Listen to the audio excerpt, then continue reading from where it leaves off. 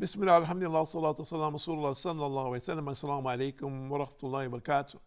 My name is Tahir Khalid. I'd like to welcome to our program here at Sharjah TV on getting to know Allah, getting closer to your Lord, creator, sustainer of all things, one who was aware and conscious of all that has happened historically in the past and all that is going to happen in this time and that which is going to take place in the future.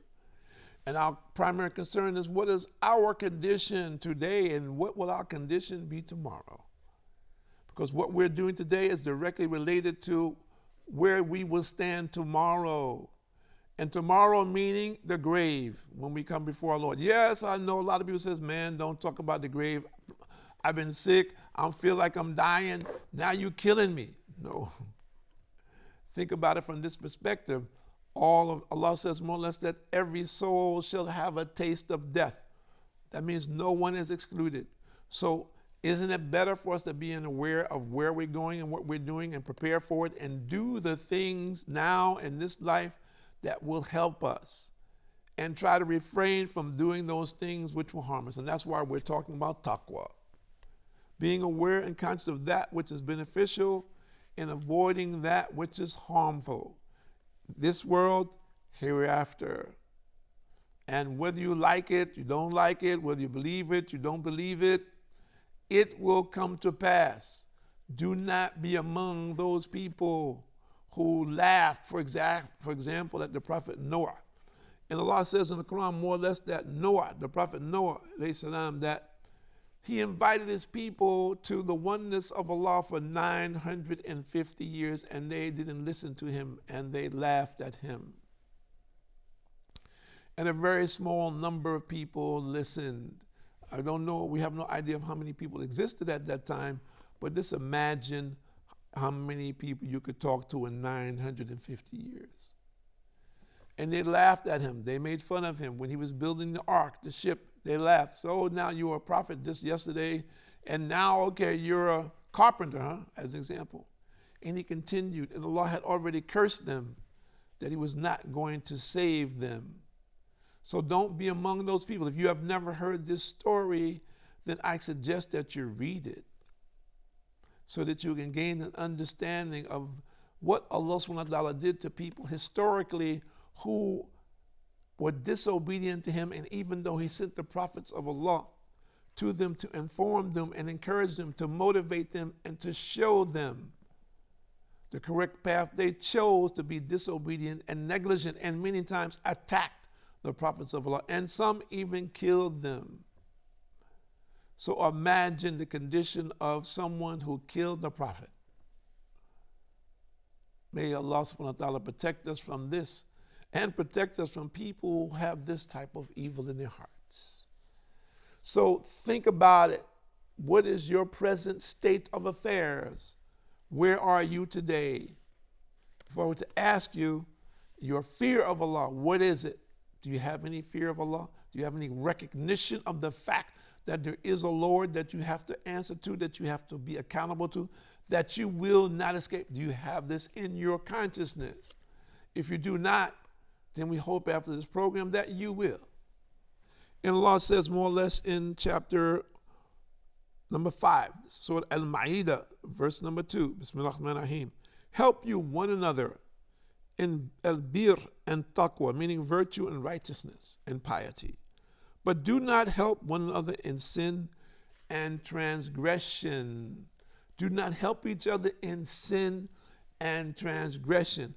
So it means don't make an excuse that, well, you know, everybody's doing this. This is the cool thing to do right now. So I'm just hanging out with these guys and, you know, I can't help myself. So I'm just doing A, B, C, D because this is what's in right now.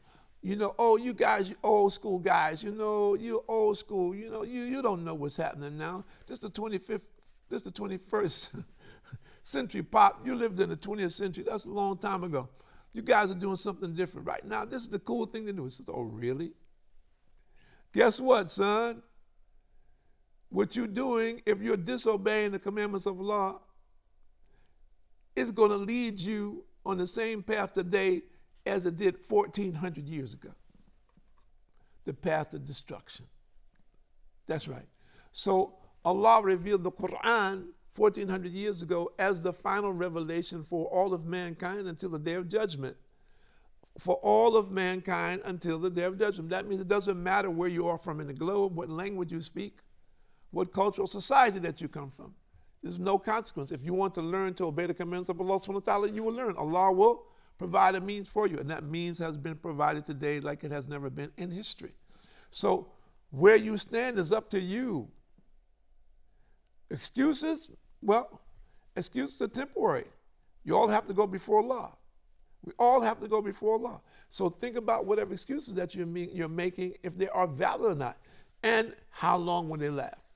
How long will they last? Can you guarantee that you will breathe tomorrow? Then you need to think about what deeds and actions you are partaking of today. And Allah says in Surah Al-Imran, this is Surah number 5, verse number 2. I'm sorry, Surah number 3, verse number 126. It says, Bismillahirrahmanirrahim. Allah made it not but as a message of good news for you and as an assurance to your hearts. And there is no victory except from Allah, the Almighty, the All-Wise. Think about this. Allah has given us this as a guide, as a means of guidance, of how to live on this earth, how to obey Him, how to live in peace and harmony. Internally, with your family, with your neighbors, with your nation, with other nations, if we are to obey. But as you well know, people have their own desires, their wishes, their whims. One man wants to dominate another one. Another one wants somebody else's property. Another one wants another man's woman, and continues on and on. And of course, these are the challenges of this world, aren't they? So where do you stand today? Ask yourself that. Where am I? Where am I? How do I fit into this? When you're talking about taqwa, where do I stand? The fear of Allah, thinking that I'm afraid of my sins. I'm trying to put a barrier between sin, a sinful life, and I'm trying to, what?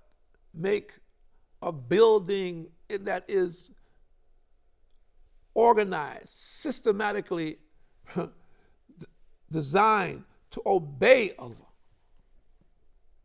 to do the reverse of what many people are doing today, to being attracted to those things which take me away from the remembrance of Allah, the obedience of Allah subhanahu wa ta'ala, and to do the opposite.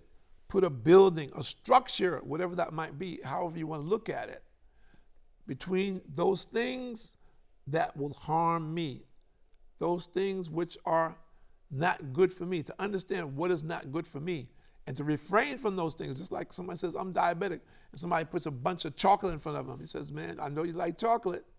He says, well, no, listen, man. I put this barrier between me and chocolate, brother. I don't even see it.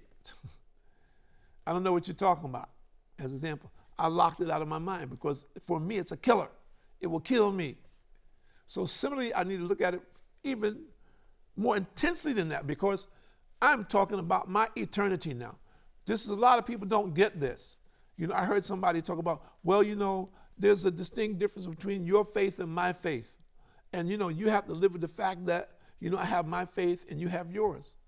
And this is, your right and this is my right. This is true. This is true.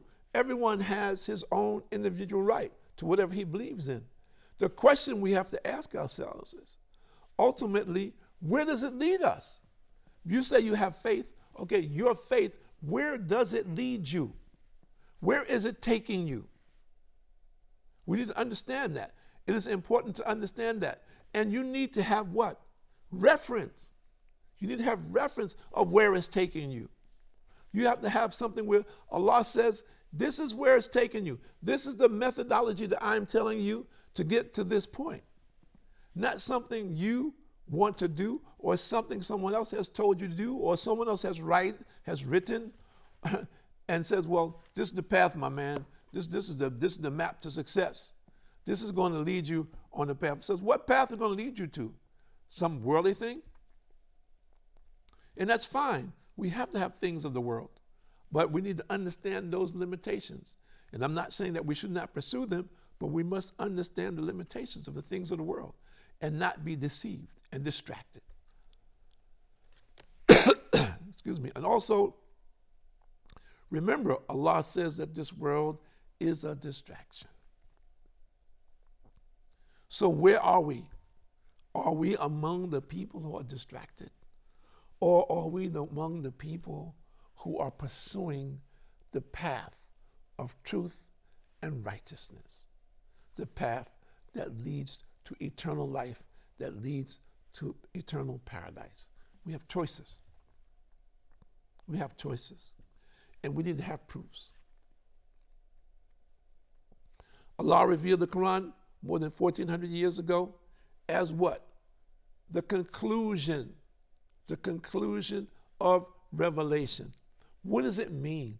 It means that what was revealed before is finished. The Torah, the Injil, and whatever other books were revealed, or messages which were revealed previous to that, whatever prophets, messages brought before that are finished. They may be included in the Quran. They may be included in the Sunnah of Muhammad sallallahu alaihi wasallam. And many of those things are. But if they are not, then we're to leave them and follow this path. Now people says, well, brother, you know, you're being adamant about this, and this is your way, and I have my way. Yes. So what does Allah say about this? In Surah Al-Ahzab, okay, more or less, Bismillahir-Rahmanir-Rahim. This is Surah number 33, verse number 70 and 71. O you who believe, have taqwa, the fear of Allah, and always speak the truth. He will direct you to do righteousness and correct actions, and will forgive you your sins. And whosoever obeys Allah and His Messenger sallallahu alaihi wasallam has indeed attained a great achievement. So much of what has been documented historically where people are believing is not true. Cannot be proved. And it has been proven that's not true. But people still don't accept it. That's the other side of it. That has been proven that it is doubtful. It is questionable. And people are still following and obey it. So we need to understand. People say, well, okay, brother, so you're a Muslim and I'm not a Muslim. So, you know, you Muslims feel that you have the right way and everybody else is wrong. Let's see what Allah says. And this is hadith will be called Qudsi. The Prophet ﷺ reported it, but it's from Allah subhanahu wa ta'ala. And the Prophet ﷺ said that Allah said, my servant does not draw close to me with anything as he does by carrying out what I have made obligatory upon him. My servant continues to draw near to me by performing optional deeds such that I love him, and when I love him, I am his hearing by which he hears, his sight by which he sees, his hand by which he strikes, and his leg with which he walks. Were he to ask of me, I would surely give him, and were he to ask me for refuge, I would surely grant it to him. So Allah is telling you here very clearly. Which path is that Allah is talking about here? Well, Allah is talking about belief. And when Allah is talking about that He Himself is going to empower you. How is He going to empower you? By just doing anything? Just doing as you want? By doing, He says, well, I'm doing like so-and-so did before. No. What has He told you? He says, follow His book and His messenger. This is clear.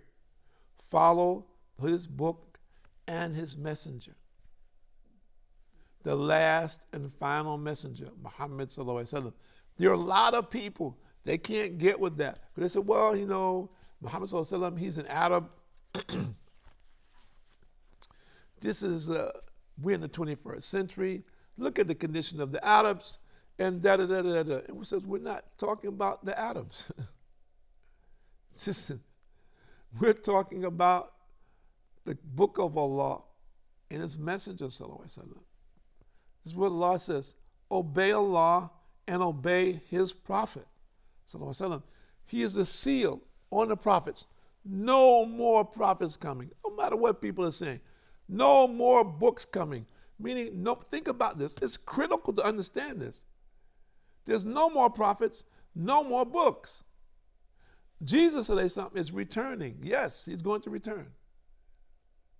But there's no more guidance coming past the Quran. And the people, when the people who are following something, the people who said they're followers of Jesus Christ, when He returns, the people who are true followers will turn to Islam. The others will be destroyed. So we need to understand this dynamic, and we need to understand also where these things are hidden. And unfortunately, many Christians are resistant to trying to find out the answers and the truth. And the Jews also. And of course, that there are many people, they are cursed in this, meaning that they have their hearts have been locked. They're like stone. And if you sit and talk to them, you can see it's like nothing penetrates them. Unfortunately, that because of their disbelief, Allah has locked and sealed their hearts. They will not leave that. They will die in that condition. And Allah knows best who they are, because we've seen all kinds of people accept Islam, and we wish the best for everyone. But we find many people are adamant about their belief systems, and their belief systems have been proven and documented, and in many instances by their own scholars, that is questionable. And it's the same thing. If they were putting their life on the line in another way, if we were talking about it for a perspective, if we said that you were dying and you went to this doctor and one doctor told you to take this pill and another doctor said, whoa, time out. No, don't do that. With your condition, if you take this pill, it's going to kill you. Would you take that pill? No, you would not. So my question is, why are you taking the pill today and not paying attention to that which is your true salvation for today and forever?